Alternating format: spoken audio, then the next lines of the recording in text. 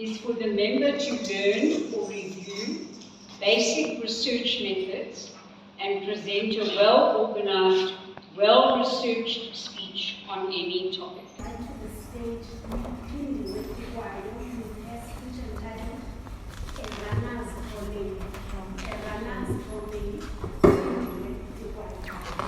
Would you rather have a strong, healthy body with ugly feet, or pretty toes but a sloppy, ugly body?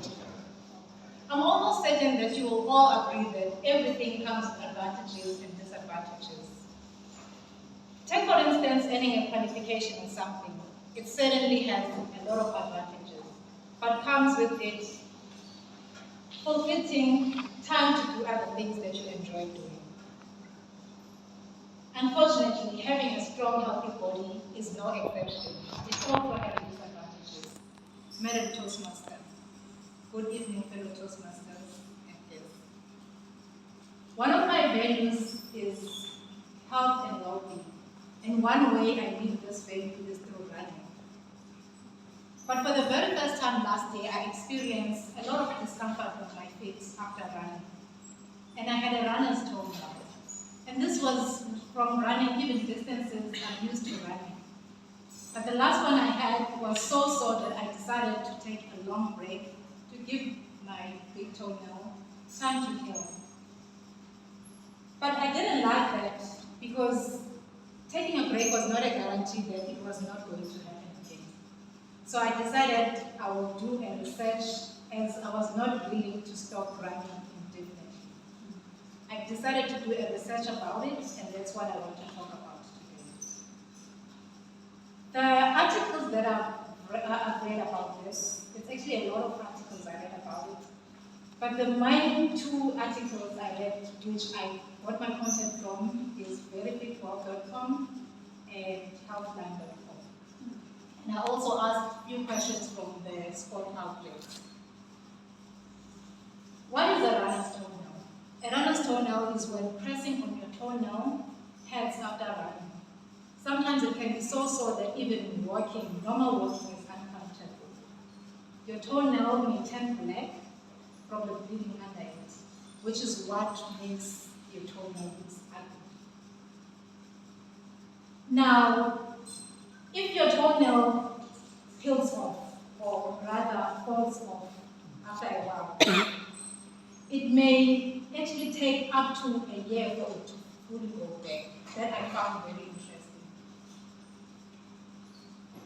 If you're wondering how exactly do you get a runner's toenail, you get a runner's toenail when you're running and your foot pushes forward, touching the sides and the sides of your feet, the front and the top of your feet, with every slide. Now, depending on the distance that you're running, your foot may swell, and the socks that you're wearing also makes your feet larger. And that causes pressure and impact on your toenail, creating extra fluid and blood in between your toenail and your toe blade. And that causes separation between the two. Now, you may be interested in knowing exactly how do you then get to prevent this from happening. From the articles that I've read, there's at least 5 points that you can consider when you want to avoid this. First is you simply polish your shoe nails in whatever color that you prefer. And secondly, but the first one, rather, let me tell you something interesting about the first one, is that as much as you polish your toenail with the color that you prefer, it doesn't take away the pain. So you've got another option, second option, which is you buy a shoe that fits you properly. How you do this to check if the shoe fits? You take your shoe, you slide your foot inside, you push it backwards, and then you locate your big toe. Between your big toe and the top of your shoe, that's where you place your thumb to check if it sits comfortable on that tire or on the space. If it does sit comfortable, then you know you've got a proper fit. But if the space is too small, unfortunately, you've got an incorrect size.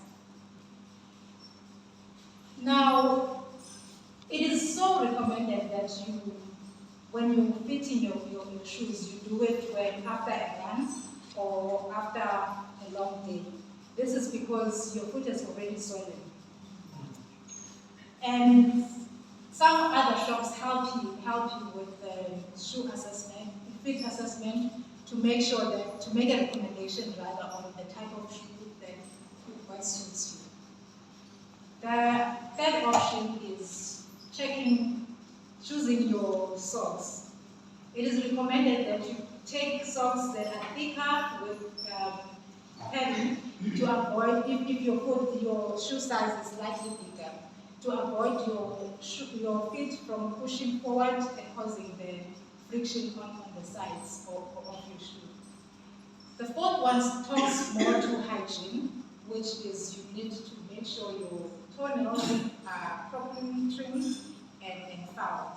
Apparently doing that helps with reduce the chances of your shoe touching the top surface of your shoe. Last but not least is to avoid running long stiff routes.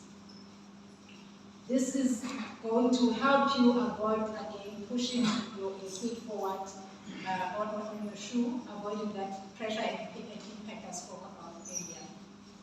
To end off, I want to read a message from one of the articles I read, which is very well written. It reads as follows. Don't despair that your fitness activities are hurting your toes. It is likely just a signal that you need to be more careful in selecting your running shoes and lacing them correctly. You might change your mindset and know that a healthy body is better than a pretty face. But with attention to your footwear and a few other preventative measures, you should be able to